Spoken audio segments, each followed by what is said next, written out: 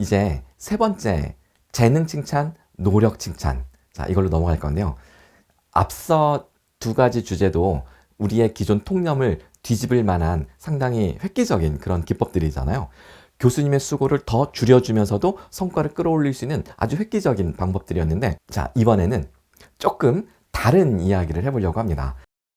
학생들에게 칭찬을 해주고 싶으실 때 노력 칭찬하는 게 좋을까요? 아니면 재능 칭찬하는 게 좋을까요? 자, 노력 칭찬하는 게 맞다라고 들은 풍월이 좀 있으시죠?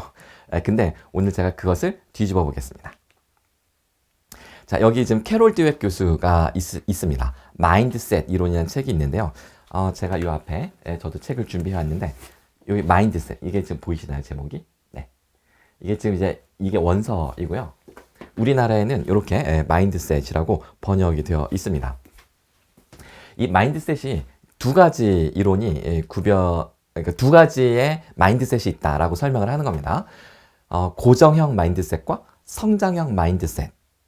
자, 고정형 마인드셋. 이건 뭐냐면 재능은 타고나는 것이다. 이건 픽스되어 있기 때문에 아무리 노력해도 재능을 넘어서지는 못한다. 뭐 이런 사고방식을 말하는 거고요. 성장형 마인드셋은 노력하는 만큼 재능도 성장할 수 있다. 라는 믿음을 이야기하는 것입니다. 그 스탠포드 대학의 캐롤 드웨 교수가 이렇게 실험을 한 거예요. 그 30년쯤 전인데요. 네. 그러니까 지난 세기죠. 벌써. 네. 20세기 끝날 쯤에 했던 실험인데, 한 10살 정도 되는 초등학생 아이들에게 수학 시험 문제를 풀라고 합니다. 자, 수학 시험 문제를 풀라고 했는데 두 집단을 나누어서 칭찬을 주는데요. 자, 첫 번째 집단에게는 야, 너 수학 머리가 좀 되나 보다. 너 진짜 잘했네? 그러니까 이게 쉬운 문제를 준 거예요. 쉬운 문제를 좀 풀라고 해서 모두 다 점수가 잘 나온 상태인데, 한 그룹에게는 야, 넌 수학적 재능이 있나 보다. 야, 너 머리 진짜 좋구나. 라고 했고요. 재능 칭찬이죠. 그 다음에 또 한 그룹에게는 와, 너 진짜 열심히 하는 아이구나. 너 진짜 성실하게 문제 풀더니 점수도 잘 나왔구나. 너 진짜 노력하는 모습이 보기 좋구나. 노력을 칭찬을 한 겁니다. 자, 그리고 나서 이제 두 번째 단계에서 이제 학생들에게 또 다른 시험 문제지를 두 가지 유형을 주면서 고르라고 합니다. 하나는 아까보다 좀 더 어려운 거, 하나는 아까랑 난이도가 비슷한 거. 어떤 걸로 해볼래? 그랬더니 재능 칭찬 받았던 아이들은 아까랑 똑같은 난이도의 시험 문제를 선택합니다. 그러니까 어려운 거를 선택하지 않는 거예요. 그리고 노력 칭찬을 받았던 아이들은 이번에는 좀 더 어려운 걸 도전해볼래요? 라고 하더라는 거죠. 그래서 노력 칭찬을 해야 학생들이 더 노력하게 되고, 그리고 노력하는 만큼 본인이 성장할 수 있을 거라는 믿음을 갖게 된다. 그로스 마인드셋. 이게 마인드셋 이론이에요. 그래서 학생들에게 예를 들어서 학생들이 뭐 팀 과제나 개인 과제 발표를 했을 때 교수님이 옆에서 이렇게 딱 보시다가 오, 잘했다. 정말 열심히 했네. 준비를 아주 정말 성실하게 오늘 잘 해온 것 같아요. 이렇게 칭찬하라라는 이야기입니다. 맞는 이야기일까요? 저는 이거에 대해서 꽤 오래전부터 약간의 의구심이 좀 있었습니다. 저라면 만약 내가 뭔가를 열심히 퍼포먼스를 냈는데 사람들이 야, 너 진짜 열심히 하더니 성과 잘 냈다. 너 진짜 열심히 했구나. 이 말 듣는 게 전 별로였거든요. 다음에도 인정받으려면 그 죽어라 고생한 걸 또 해야 된다. 뭐 이런 식의 이야기고, 정말 탈출하고 싶은데 내가 이 노력의 함정에서 언제 탈출하나, 뭐 이런 생각이 드는 거죠. 근데 이럴 땐 또 되게 좋아요. 뭔가 이렇게 딱 했는데 사람들이 우와, 대박. 와, 너 뭔가 다르다. 야, 너는 뭔가 좀 다른데? 뭐 우리 홍영일 선생은 대체 불가 인력이에요. 뭐 이런 식의 이야기를 들으면 너무나 좋은 거죠. 그러니까 저는 재능 칭찬을 들을 때 훨씬 더 좋더라라는 저의 입장이 있고, 그리고 저는 되게 열심히 노력을 합니다. 그리고 제가 좋아하고 재밌어 하는 일이라면 좀 혼신을 다해서 몰입하는 그런 열정이 있어요. 하기 싫은 건 정말 죽어라 못 하겠더라고요. 하기 싫은 건 막 죽어라 해도 전 정말 못 하는데, 제가 관심 있거나 좋아하는 그런 영역이면 정말 열정을 가지고 합니다. 자, 저의 이 생각을 검증을 할 필요가 있겠다 싶은 거죠. 사실 스티브 잡스도 개인의 어떤 재능을 믿으라고 이야기를 한 것도 있잖아요. 저희 집에 자존감이 높은 저희 중학교 3학년, 이제 고등학생이 된 우리 아들에게 물었습니다. 제가 글씨를 가렸네요. 야, 아들, 네가 만약 수행평가 잘해서 선생님한테 칭찬받을 일이 있어. 그럼 너는 노력 칭찬받는 게 좋겠니? 재능 칭찬받는 게 좋겠니? 둘 중에 어떤 게 좋아? 그랬더니 1초도 생각하지 않고 당연히 재능이죠. 노력은 누구나 할 수 있는 거잖아요. 노력. 요즘 MZ세대가 노력이라고 안 하고 노오력이라고 표현하죠. 이 노오력, 이거는 MZ세대들이 볼 때는 꼰대의 용어라고 합니다. 라떼 좋아하시는 분들이 꼰대, 소위 갑질 이런 거 할 때 노력이라도 해. 노력을 보여. 뭐 이런 식으로 이제 한다는 거죠. 네. 젊은이들이 되게 싫어합니다. 요즘 대학생들도 마찬가지고요.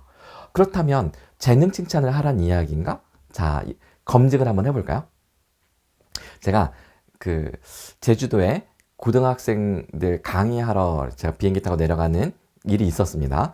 제가 아침에 제가 이제 이 생각을 검증해야 되겠다라는 생각이 들어가지고 구글 설문지를 만들어서 제가 아침에 학교에 보냈어요. 미리 학생들에게 이 설문에 응답 좀 하게 해달라. 그래서 오후에 강의할 때 제가 이 결과를 오픈하겠다 한 거죠.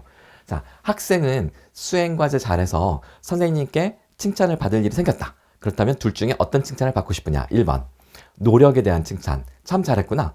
참 열심히 노력하는 학생이구나. 두 번째 재능에 대한 칭찬. 참 잘했네. 이 분야에 능력이 좀 있는 것 같은데? 자, 이 두 가지입니다. 그리고 나와서 자존감 쫙 측정을 했습니다. 자존감도 묻고 여러 가지 이제 측정을 한 건데요. 보시는 바와 같이 재능 칭찬을 듣고 싶다고 한 학생들의 자존감이 높았습니다. 이게 7점 척도인데요. 1점에서 7점까지 척도 중에 자존감이 높은 아이들이 재능 칭찬을 선호한다는 결과죠. 자, 이쪽 그래프는 파란색이 노력 칭찬을 선호한 학생들의 분포이고요. 그러니까 이제 왼쪽으로 좀 더 치우쳐 있죠. 그리고 붉은색이 재능 칭찬을 선호한 학생들의 자존감 분포입니다. 그 평균값이 이제 이렇게 나온 겁니다. 그런데 이거는 이제 80여 명의 학생이 응답한 결과인데요. 이거를 그러면 대학생들이나 이렇게 전부 다 이걸 이렇게 일반화할 수 있을까? 그래서 제가 대대적인 수집을 해봤습니다. 여기 보시는 바와 같이 중학생 200여 명, 고등학생, 사범대생, 그다음 현직 교사 총 450여 명 대상으로 조사를 했는데 결과가 이렇게 나왔습니다. 자, 보시면 오른쪽이 재능 칭찬 선호고요. 파란색이 그러니까 빨간색이 재능, 파란색이 이제 노력 칭찬인데 중학생 보시면 재능 칭찬 선호하는 아이들의 자존감이 더 높고. 근데 고등학교에서 조금 뒤집어지네요. 참고로 제가 앞서 보여드렸던 그 고등학생들 있죠? 앞서 보여드렸던 그러니까 이 앞에 가볼까요 다시? 자, 이 고등학교는 일반 고등학교가 아니라 요즘에 IB 인터내셔널 바칼로레아 교육과정이 붐을 일으키고 있는데 이 교육과정은 주입식 교육이 아니라 학생들이 스스로 생각하고 자신의 생각을 끄집어내어 토론하고 탐구하는 그런 커리큘럼을 가지고 있는 교육과정이거든요. 그런 학교 학생들에서 나온 결과였고요. 지금 여기서 고등학교는 우리나라 일반 국가교육과정, 주입식 교육, 정답을 찾아내는 교육에서의 이 결과인데 보시면 노력 칭찬 원하는 아이들 점수가 조금 살짝 높죠. 통계적으로 차이는 없었어요.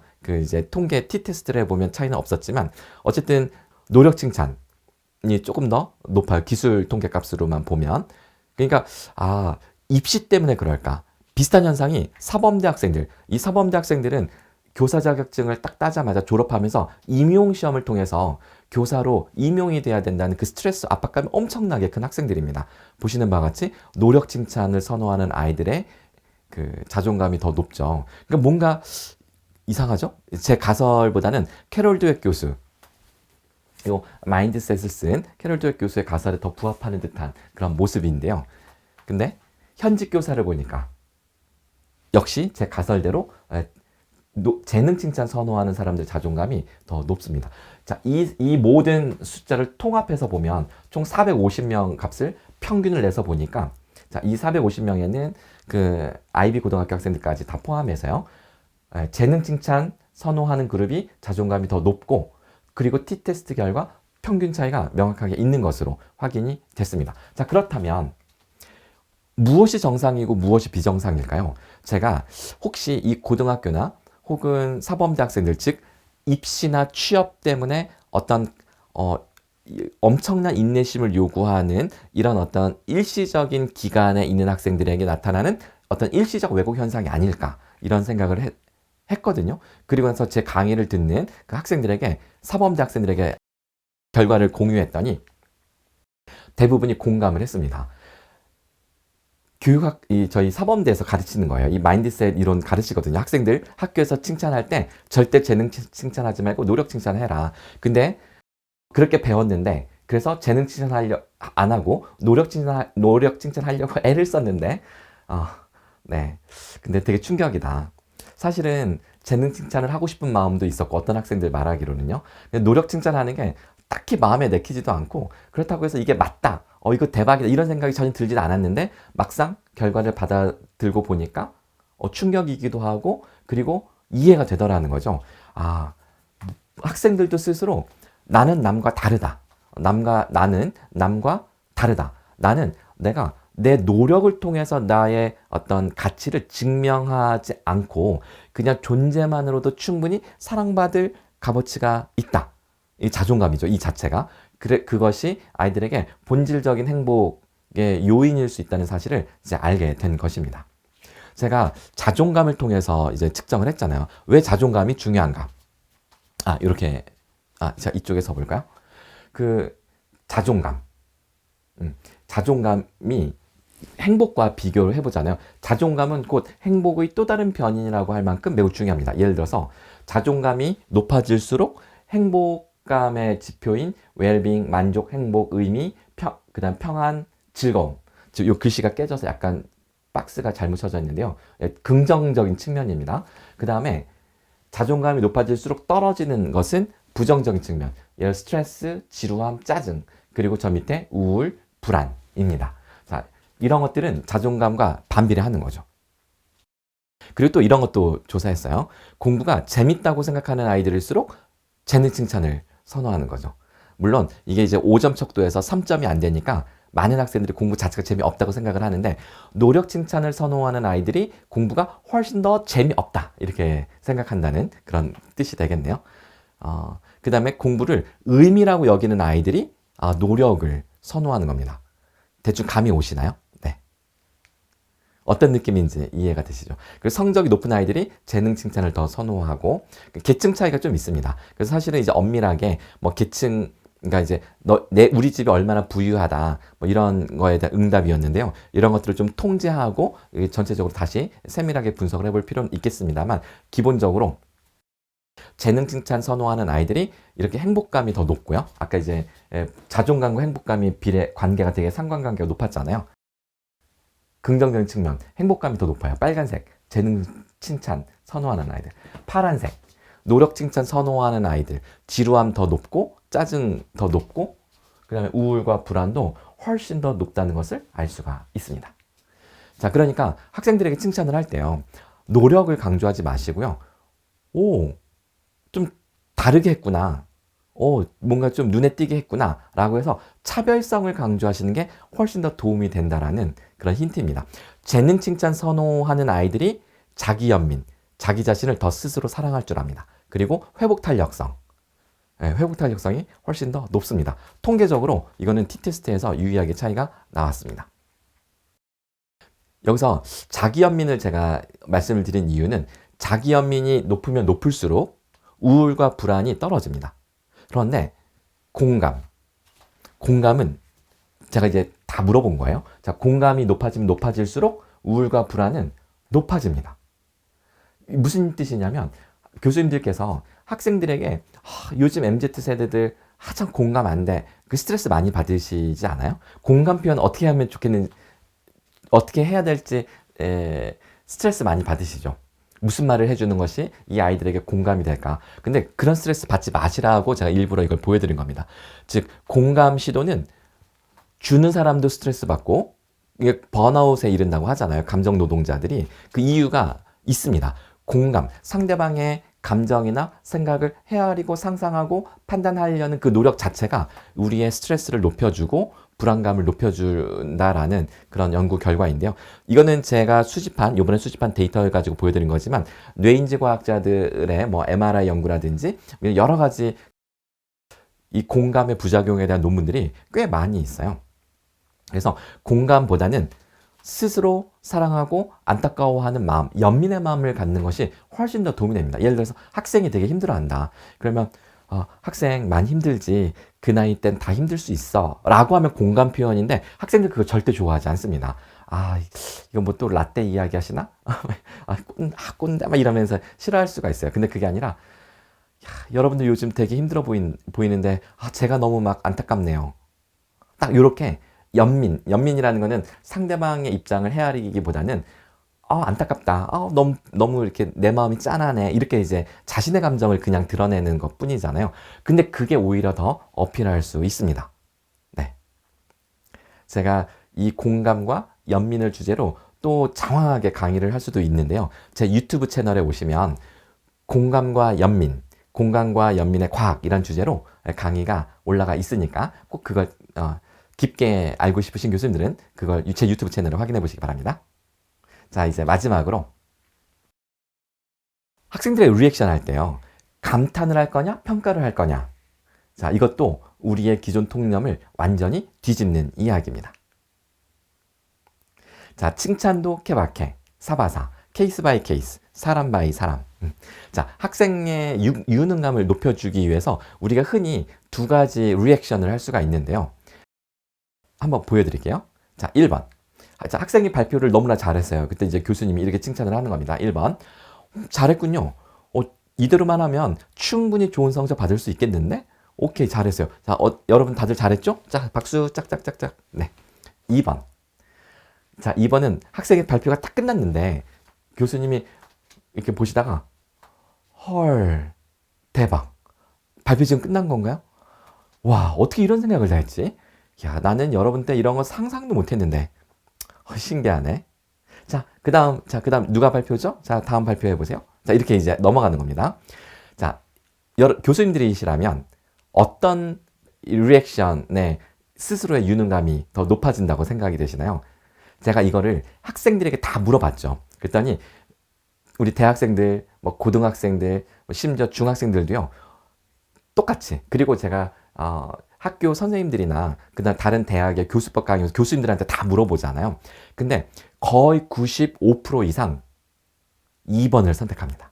2번. 1번을 선택하는 경우가 간간히 눈에 띄는데요. 자, 1번과 2번의 차이가 무엇일까요? 1번은 우리가 흔히 평가라고 말하는 것입니다. 그리고 2번은 감탄입니다. 평가는 이미 끝나버린 사건에 대해서 왈가왈부하는 겁니다. 이미 지나가 버린 일에 대해서 잘했으면 잘했다, 못했으면 아쉽구나, 다시 해볼까? 평가는 뭔가 못한 것에 대해서 아쉽구나, 다음에 조금만 더 노력해볼까? 이렇게 말하면 너 이번에 못한 거 맞거든?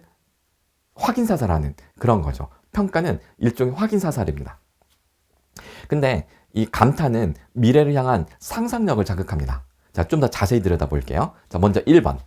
평가는 케바케 사바사. 자, 누구에게 필요한 거냐면 자존감이 낮은 학생들에게 도움은 됩니다. 자존감이 낮거나 아니면 자기 확신이 부족해서 좀 불안해하는 학생들이 있어요. 예를 들어서 성적에 대한 어떤 강박이 있어서 나 이번에 성적 망치면 안 되는데 나 이번 학사 경고 받으면 어떡하지? 막 되게 불안해. 근데 자기가 어떤 과제를 했는데 점수를 잘 받을지 못 받을지 되게 불안해하는 거죠. 뭐 이런 식으로 불안해하거나 아니면 그냥 자존감이 좀 낮거나 이런 경우에는 교수님으로부터 충분히 잘하고 있어. 이렇게 인정해주고 확인해주고 그러면서 토닥토닥 이렇게 해주는 것이 위로가 됩니다. 심리적으로 상당한 평안함을 주고 안정감을 느끼게 해주는 거죠. 그럼 그 학생은 감동을 받고 마음이 편안해진다. 자, 그럴 때만 도움이 됩니다. 그럴 때만 도움이 됩니다. 자, 그렇지 않은 경우라면, 그러니까 일반적인 학생들, 보통 이제 자존감도 중간 이상 높고 이런 학생들은요, 교수님이 이렇게 헐, 대박, 자 이렇게 반응을 하는 겁니다. 그러면 오, 나에게 뭐가 좀 있나 본데? 다음에는 뭘로 교수님을 또 놀래켜 줄까? 라고 하면서 상상을 시작을 합니다. 이것이 바로 불확실성 시대를 살아가는 요즘 인재들에게 요구되는 모호함을 견딜 수 있는 그런 내공을 길러주기도 한다는 것이죠. 감탄. 자, 이 감탄에는 1절 평가가 들어가면 안 됩니다. 예를 들어서 헐 대박 진짜 잘했다 이렇게 딱 엄지척이 들어가는 순간 이건 평가입니다. 이 평가를 하지 말고 대박 뭐지? 오 신기한데 딱 여기까지만이 감탄입니다. 그래야지만 이 퍼포먼스를 보여준 이 학생은 오 교수님이 놀라네? 나한테 뭔가 좀 교수님의 능력을 벗어나는 뭔가 있나 보다 이렇게 생각을 하면서 설레임을 갖겠죠. 이게 바로 유능감을 인식하게 한 아주 기가 막힌 방법 중에 하나입니다. 자, 이걸 거꾸로 하면 어떻게 될까요? 가령 자존감이 낮은 학생에게 헐 대박 자 이렇게 반응을 합니다. 그럼 그 학생은 이렇게 놀라면서 좋아할까요? 아니면 왜 이 학생 이미 불안해요. 불안하고 자존감도 낮기 때문에 교수님이 우와 신기하다 이래버리면 뭐지? 왜 솔직하게 말 안 하시고 말을 돌리는 거지? 라고 하면서 불안감이 더 극대화될 수가 있습니다. 그러니까 자존감이 낮고 불안한 아이들, 자신감이 좀 약한 아이들에게는 확인적 메시지, 즉 평가를 하는 게 맞다. 하지만 자존감이 높은 아이들에게 야, 너 이미 충분히 잘하고 있어. 이대로만 하면 돼. 라고 하면 어떨까요? 그러면 뭐지? 별로였나 보. 왜 감탄을 안 하지? 라고 하면서 약간 만족스럽지 못한 이런 상황이 될 겁니다. 확실성 패러다임 시대였던 20세기 대량 생산 시대였고 모든 것이 매뉴얼대로만 작동하던 그래서 한번 직장을 가지면 평생 직장 시대였던 그런 시대는 평가를 통해서 유능감을 길러줄 수 있었을 겁니다. 그런 시대가 있었던 거죠. 소위 이 라떼 세대, 우리 꼰대 세대는 그런 시대를 살았기 때문에 학생들에게도 관성적으로 그렇게 피드백을 주려는 관성, 습관이 남아있을 겁니다. 하지만 불확실성 시대에 접어들었습니다. 이제는 평가보다는 평가를 서서히 줄이고 감탄을 통해서 학생들의 유능감을 끌어올리고 불확실성 시대의 모호함을 견딜 수 있는 내공까지 길러줄 수 있다라고 말씀드릴 수가 있겠습니다. 네. 제가 영상 한 편 보여드릴게요. 마무리 영상인데요. 1분짜리인데 할머니하고 할아버지가 나타날 겁니다. 어차피 한 치 앞도 내다보지 못하는 우리 인생 불확실성과 친구가 되자. 자, 할머니가 마술을 부린다고 하네요. Honey, I'm going Yeah. to show you a trick. Okay, show me a trick. See the penny? I see the penny. I'll put this bottle of water right on top of the penny. Okay, And I'm going to put this over it. okay. And when I say the magic words, Yeah, the penny's going to go inside the bottle. really? Yes. Okay, let me see this happen. Okay. Now I got the towel. Boogie boogie. Boogity boogity. Boogity boogity. Boogity boogity. Okay. Now you look down in there and the penny's inside the bottle. Oh!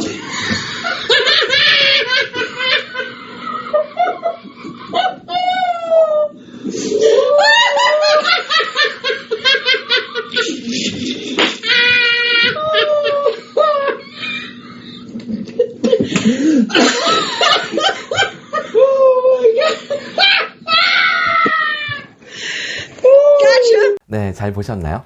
그 할아버지가 되게 행복해 하시죠.